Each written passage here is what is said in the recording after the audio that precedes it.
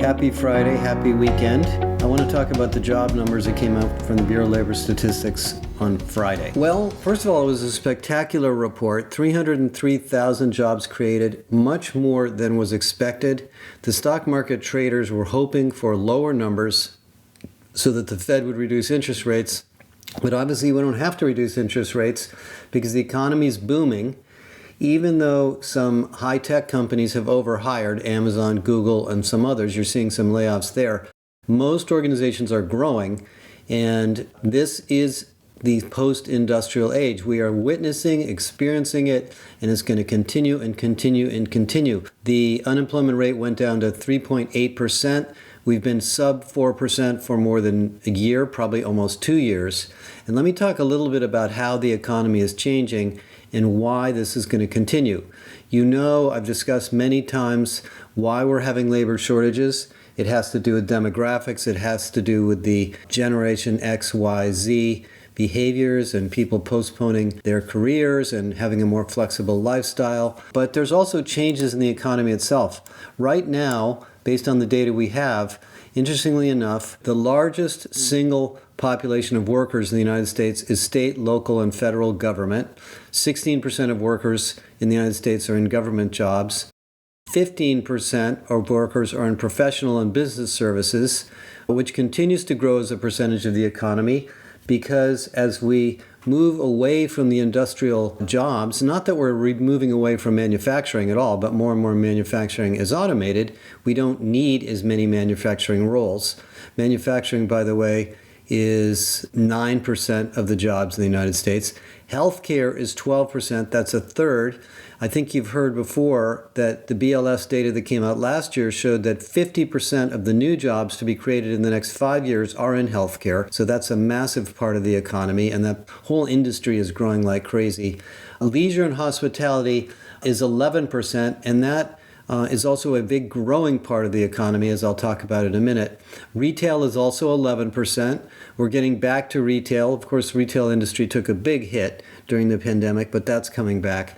Finance insurance is only 5%. Construction is 6%, and construction actually grew by 11% over the last 3 years. So we are building things, albeit maybe not as quickly as we'd like.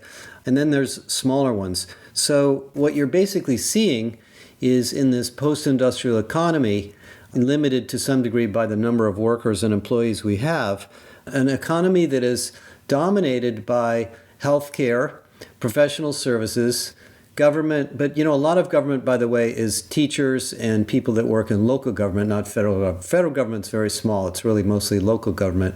Retail, leisure and hospitality, and then manufacturing and construction. The other industries are interesting. The information industry is not that big. It's a couple percent, but the information industry is growing the fastest. If you look at these numbers over the last 3 to 3.5 years from the beginning or really near the end of the pandemic, let me show you how they've changed. Retail has gone up about 2% from pre-pandemic, so it's actually caught up and slightly above where it was during pandemic. Manufacturing has grown by 4%.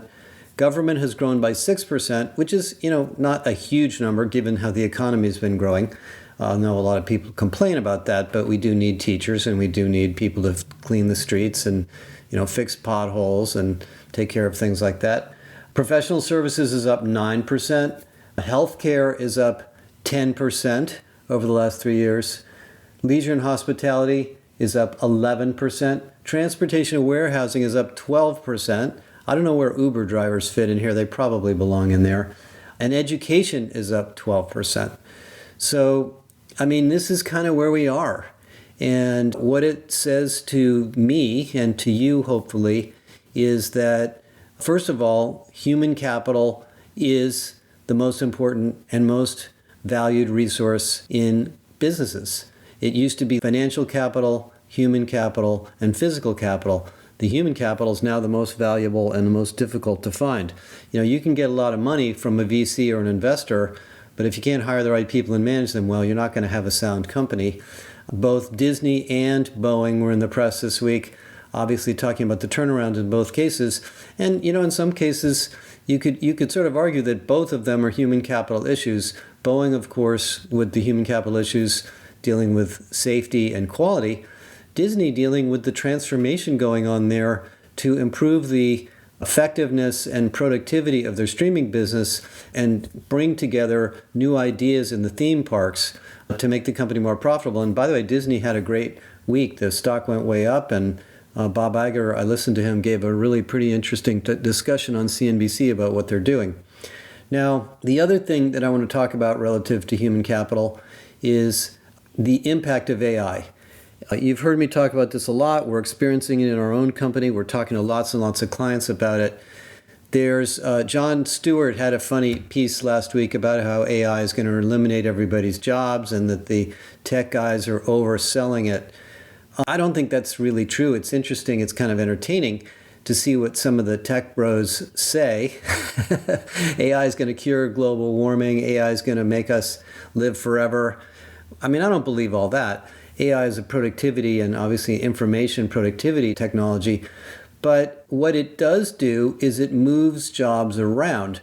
So we have talked to quite a few companies, and you're seeing stories of roles in routine work like customer service, call centers, that are being reduced or upgraded because of AI. I'll tell you what's going on in our company. The process of developing a research report, writing a study, editing it, crafting the story, putting together the graphics, creating the PDF, laying it out, is radically easier now than it was. So the back office types of people that do that are going to be more creative and more productive than ever before. What that means is we'll be able to generate more materials, more content, faster. All of the examples of automation in blue-collar work don't really show massive elimination of jobs. I told you manufacturing is still 9% of the workforce in the United States, and it grew by 4% in the last 3 years. But we can produce more stuff at more speed with greater quality. The machines, once we get them to work correctly, are very repeatable. So I'm not going to talk about the search engine business, that's another animal, but most of the AI applications we're going to see in HR are going to be reducing or eliminating routine work. I just posted a whole bunch of stuff about Paradox and what they've done on conversational AI, and what you find out from all the companies that have used it is massive scale in hiring and better candidate experience, better scheduling of interviews, saving all sorts of time on background checking and all these other things that recruiters have to do. And the recruiters spend more time talking to people, which is what they really should be doing, not doing all these other things. That's going to be true in retail. That's going to be true in all the professional services, hospitality, and of course in the blue-collar jobs, as has already been happening. And what that says about us is something else interesting. Nick Bloom, who's a very esteemed professor down at Stanford, who I've talked to several times, does a lot of work on the future of work and hybrid work, and he did some analysis in his group on the pay for HR executives. CHROs, and I posted this on LinkedIn, and I'll put a link to it in the podcast, are now reaching parity in pay with the other C-level executives. 24% of C-level executive HR execs, usually called CHROs, sometimes called chief people officers, are now paid on parity with the CIO, the CFO, or the other C-level officers. And the job titles of CHROs have also changed. The CHRO used to be the VP of HR, the EVP of HR, something that was slightly lower and sometimes reported to the CFO. That's over. Because of these human capital issues, because of the demand for talent, the supply chain issues in talent, the skills development we have to do, the cultural issues we have to do, the reorganization and job design we have to do to improve productivity as we automate more white-collar work, the HR function is highly strategic and basically business critical. And there are beginning to see CEOs coming from CHRO titles. That isn't happening as much yet, but it will. So you guys are sitting on one of the most interesting, important, critical, strategic roles in your company. which leads me to, of course, why we're here.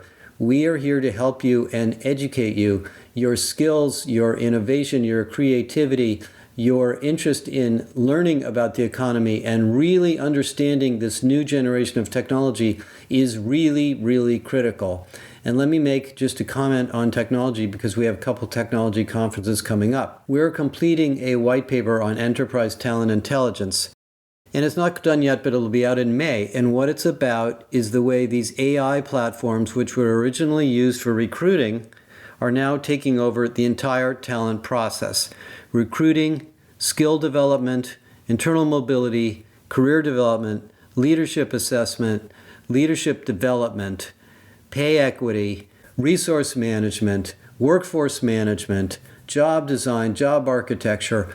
Those things which you used to try to do using traditional transactional systems can now be done in talent intelligence platforms orders of magnitude more effectively, because these new AI-powered HR systems have models that can look at data across hundreds of millions of people, not just the people inside your company. And I have seen this, I have used this. We use these kinds of tools for the Global Workforce Intelligence Project. The information and the data and the intelligence that you can get out of these systems is spectacular. And that is coming just at the time we're going to need it as the job market gets tougher and tougher and we have these AI transformations taking place. Now, we are doing a lot of research on this, and you're going to see it in the white paper that comes out in May. We're also in the early stages of a massive study of people analytics and talent intelligence. I'll also put the link to that survey in the podcast. What is happening as we get these AI systems into the core HR infrastructure is this idea of analyzing the data about our people can also be done very differently. Traditionally in our domain, in order to understand what's going on inside the company, you had to do a lot of work. You had to consolidate data from all these transactional systems, the ATS, the LMS, the HRMS, the payroll systems, and the multiples of those. You had to put them into a data warehouse. You had to define all the metadata. You had to run reports. And the data was not really real time. It didn't have highlights when things were out of range. There weren't a lot of benchmarks because the definitions were different from company to company. And so a lot of tools vendors built things to sit on top of this. Visier, One Model, Cruncher, and others, Visier being sort of the leader. Well, that's going to change too, and it is, because this data that's sitting inside of your company can be amassed and consolidated by AI and analyzed very, very quickly. We're doing work with Visier right now that we're going to preview and probably launch at our conference that'll sort of blow your mind in that area. Their tool VEE, is an AI tool that allows you to ask questions about people. But even beyond that, these talent intelligence jobs, by the way, there are 2,000 jobs in LinkedIn now for talent intelligence, are not just sourcing and recruiting jobs. There is a whole domain of people analytics and talent intelligence that's going to bring data head people like me into HR. Many of you are already there, people in IO psychology backgrounds, and a lot of people in HR have backgrounds in statistics and math, to look at this data about our organizations to plan for the future. And I think this is going to be absolutely critical. If you're not doing it, you have to do it. Because when the labor market is growing the job market is growing this quickly, and the unemployment rate is this low, every decision on where you hire, who you hire, where you source, whether you use an internal person, whether you develop somebody for the role, or try to find somebody in the outside market for the role, who's going to take on leadership positions, who's going to take on project management positions, what are the skills adjacencies we need to be developed, what skills do we have that we don't really need, what are the skills our competitors have. That kind of information is absolutely critical to growing and competing in this economy. And if you think about AI as a tool for the war of business is a little bit like a war because companies are always competing with each other, and your competitors have better AI and better data and better tools, they're going to blow by you and you won't even see it coming. That kind of stuff is going to happen. It certainly did during the early days of digital too. So you're going to need this people analytics and talent intelligence team to be in the center of that. So take the survey, because we're going to write the book on this later this year. It probably take us a couple more months. And if you're doing any work in that area and you'd like to share it, let me know, because we really would like to talk to you. So I think this job report is not just the report of a good economy in the United States, which to some degree we have because we've done a lot of stimulus here, but it's an indication of the post-industrial age playing out exactly as the way we talked about it in our research, mandating that we spend more time thinking about human capital as an investment, not as an expense. We invest in HR, we work in a systemic way on systemic HR, and we really take care of the people we have in our companies, because in some sense they are the most important assets that our businesses possess. And people have a lot of autonomy, they have a lot of activation now, there are a lot of opportunities for them, so they may not change jobs at the moment because there's a little uncertainty about the political environment and change, but you have to take care of them, develop them, regardless of their age, by the way, all the way up into their 70s and 80s. People are working later too, and particularly younger people. So that to me is the message out of this jobs report. Let's keep in touch, more to come.